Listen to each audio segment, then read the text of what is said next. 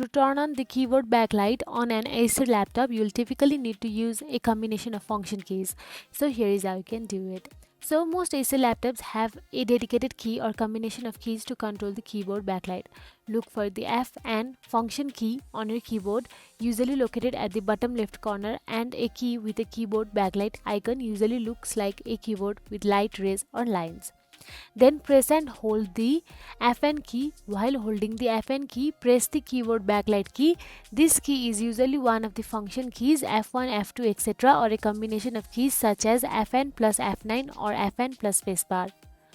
So some Acer laptops allow you to adjust the brightness of the keyboard backlight. After turning on the backlight, you can usually adjust its brightness by pressing the keyboard backlight key multiple times or using additional function keys.